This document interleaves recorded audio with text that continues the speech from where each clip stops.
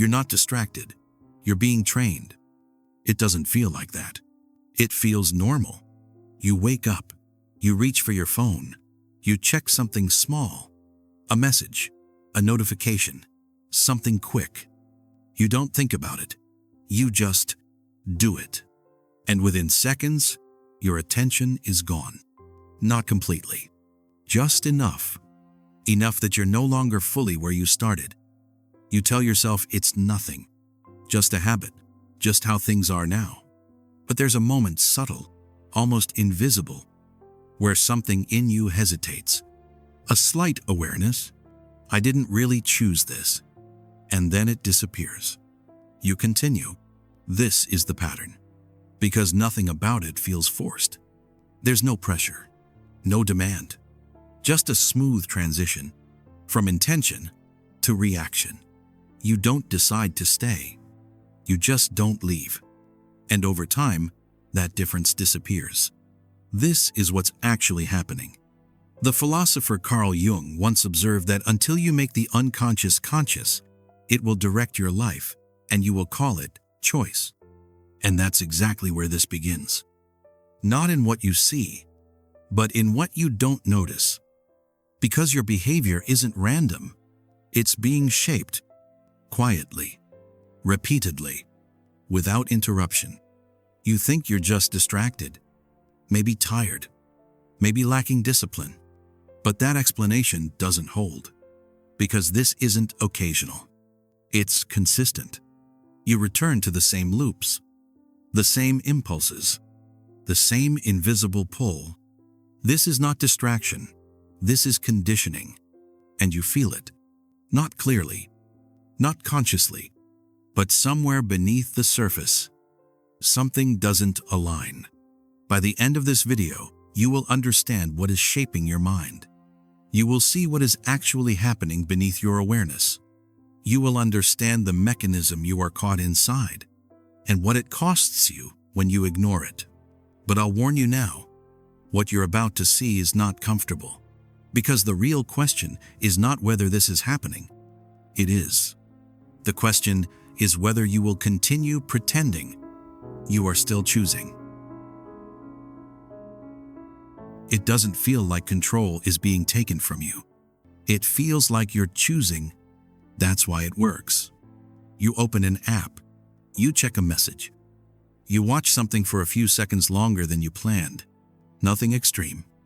No clear moment where you say, I've lost control. But look closer. You don't decide to stay. You just don't leave. One more scroll. One more video. One more check. And then time moves without you noticing. This is the pattern. You think you're making small choices, but the direction is always the same. Forward, deeper, longer. You tell yourself you can stop whenever you want, but when you try, there's friction. A subtle resistance. A delay. A reason to stay just a little longer. This one is interesting. I'll stop after this. I've already started. These thoughts don't feel external. They feel like you. That's what makes this difficult to see. Because the pattern doesn't interrupt your thinking. It uses it. This is what's actually happening.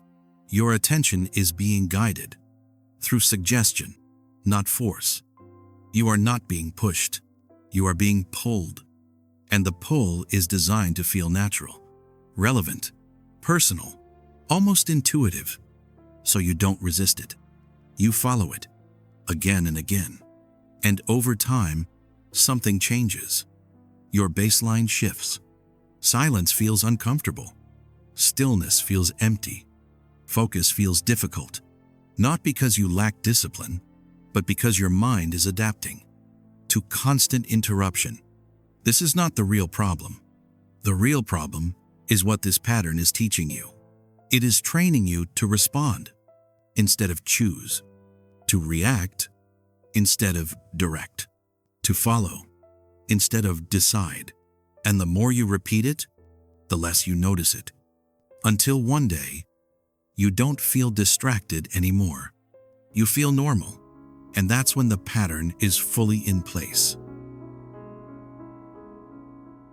You don't experience this as manipulation. You experience it as your own behavior. That's why it's so difficult to detect, because nothing about it feels imposed. It feels familiar. You reach for your phone without thinking.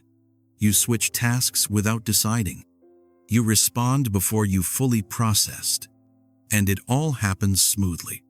No resistance, no interruption, just continuous movement. This is the pattern. The system doesn't need to control you directly.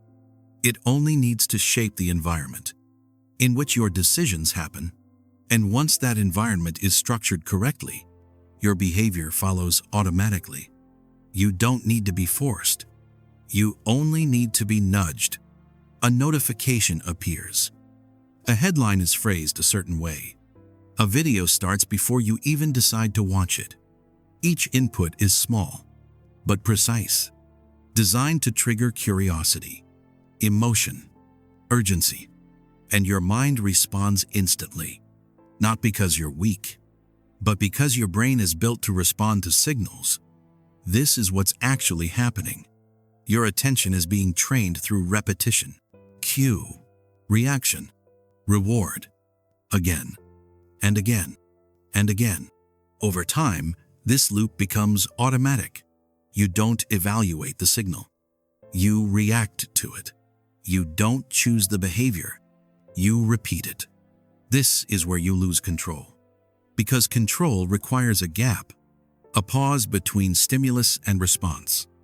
But that gap is being reduced, shortened, compressed, until eventually it disappears. You see something and you're already reacting. You feel something and you're already responding. There's no space left to question it, no space left to decide. And without that space, there is no real choice. This is the mechanism. And it doesn't just shape what you do. It shapes what you notice, what you think about, what feels important. It begins to define your internal world. This is not distraction. This is conditioning at the level of attention. The philosopher William James once said that your life is what you choose to attend to. But here's the problem. You are no longer fully choosing. Your attention is being guided, filtered, directed, before you even become aware of it. And if your attention is controlled, then your thoughts follow. And if your thoughts follow, your decisions are no longer entirely yours. This is not dramatic. It's quiet, incremental, almost invisible. That's why it works. Because by the time you notice it, it already feels like you. At first, it doesn't look like anything is being lost. You're still functioning, still thinking, still making decisions. Nothing collapses. That's what makes this dangerous. Because the cost doesn't appear immediately. It accumulates, quietly, gradually, without interruption. You don't notice what's missing, because something else is always filling the space. This is the pattern.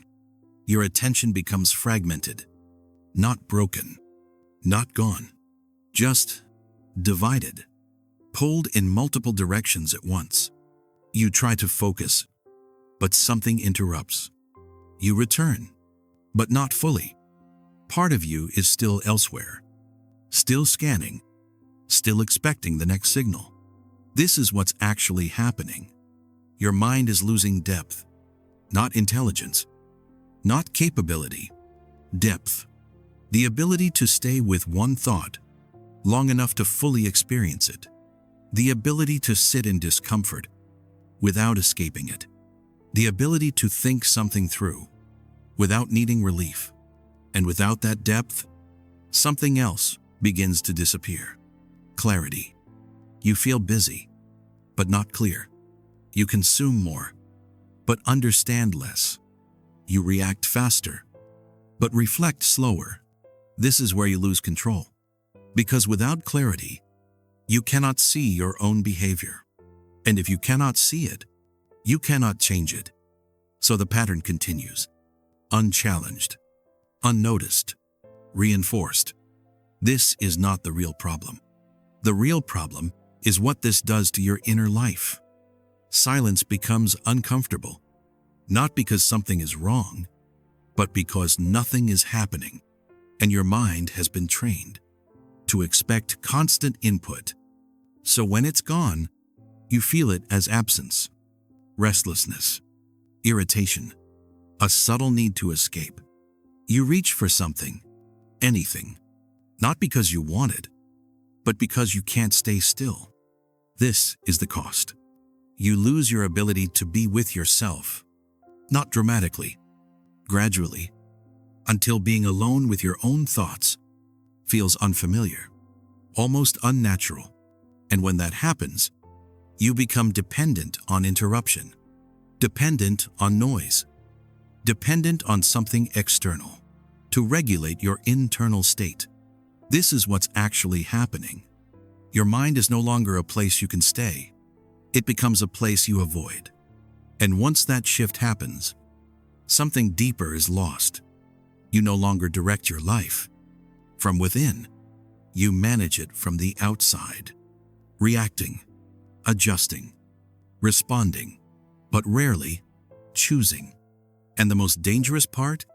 It feels normal because you've adapted to it completely.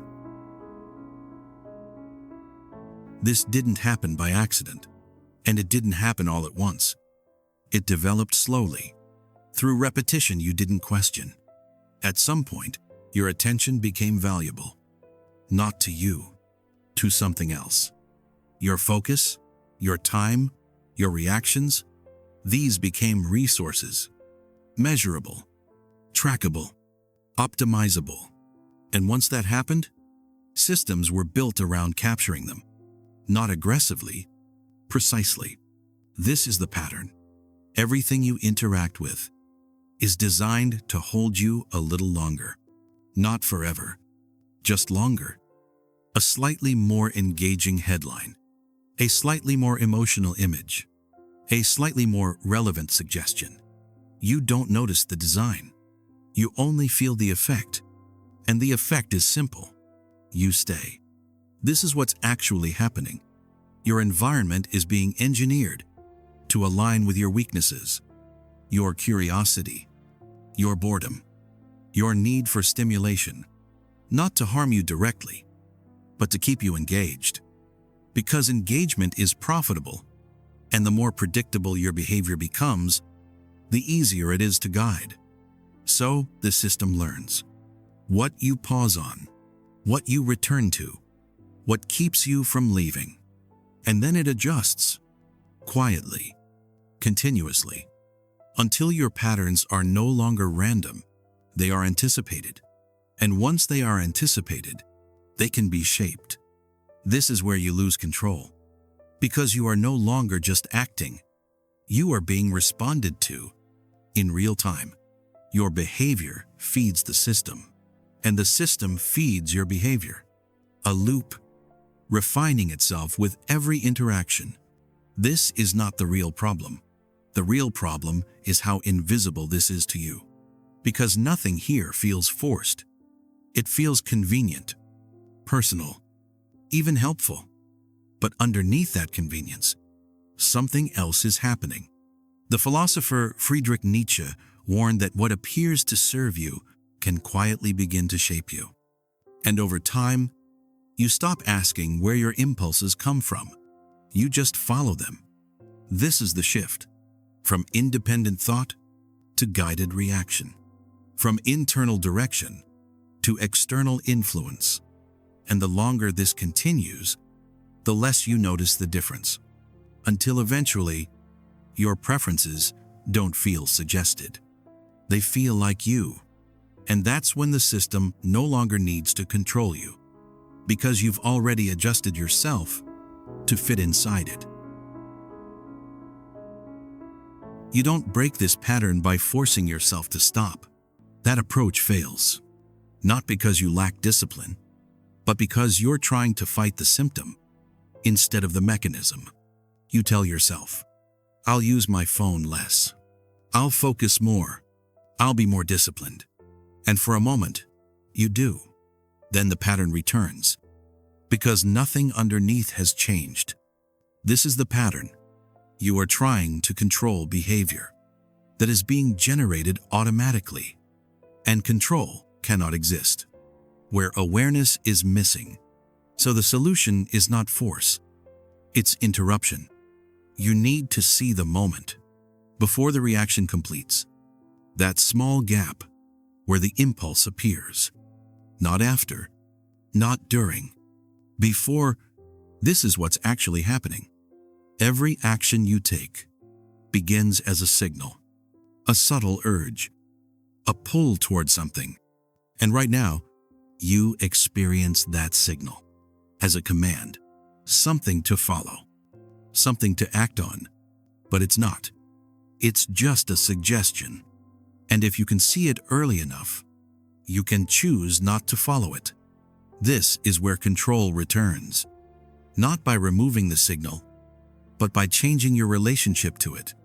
You notice the urge to check your phone, and instead of acting, you pause. Just for a moment, you feel the discomfort, the tension, the incomplete feeling, and you stay with it. No reaction, no escape, just awareness. This is not easy, because your system has been trained to resolve that tension immediately, to close the loop, to remove the discomfort. But if you don't, something else happens. The urge weakens, not instantly, but noticeably. And in that space, you see something clearly. You are not the impulse. You are the one observing it. This is the shift from automatic reaction to conscious awareness, from being moved to seeing what is trying to move you. The philosopher Viktor Frankl described this as the space between stimulus and response, a space where your freedom exists. And right now, that space is small, compressed, almost gone, but it's still there. And every time you pause, you expand it. This is not dramatic. It won't feel powerful. It will feel quiet, almost insignificant. But this is how the pattern breaks. Not through resistance, through awareness, again and again, until something changes. Not outside, inside.